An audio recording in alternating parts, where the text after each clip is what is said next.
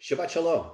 In this week's Torah portion of Emor from the book of Leviticus, we learn the true meaning of time as it references the counting of the Omer from the second day of Passover until the festival of Shavuot.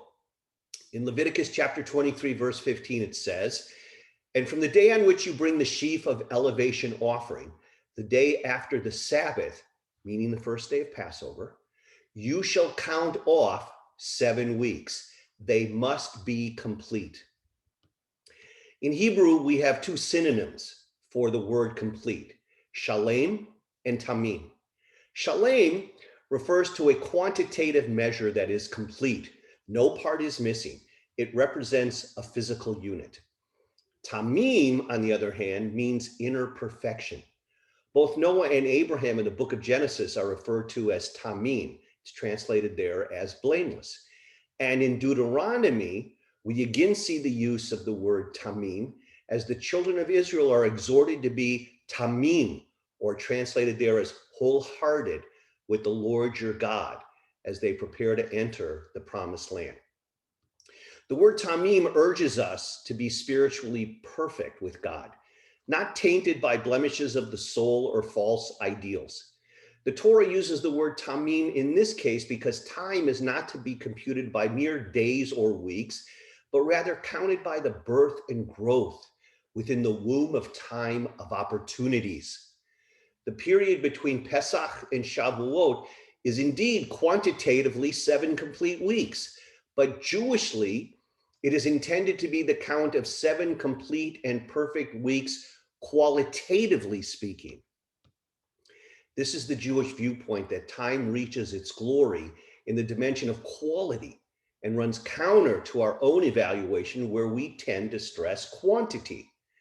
Material goals seem to provide the stimulus for most of our efforts. The lure of the quantitative is so overpowering that we become blind to the boundless possibilities of the full inner life. We forget that all great outbursts of creativity are but the result of human aspiration for qualitative perfection. When Michelangelo was fashioning his statue of Moses out of a huge piece of marble, a charwoman would come in each evening to sweep away the chips. While doing so, she would peer curiously at the statue's progress. One evening, as the statue was nearing completion, she exclaimed, "My goodness, I never knew that Moses was in this piece of stone." We sometimes act as though we are not aware of the possibilities inherent in time. Usfartem lachem, and you shall count unto yourselves. Count not by the calendar or by clocks, but count lachem, yourselves. Measure time by your own development. Journey into the future and carry with you this most important element, the possibility of profound spiritual growth. The Greeks conducted a foot race in which speed and endurance were 2 of the tests.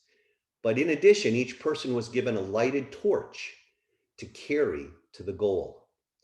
In our race for life, let us realize that speed is only a means to an end. The trick is to carry the lit torch of our dreams to our final goal. In this, we perfect our style of living in consonance with our values. Shabbat Shalom.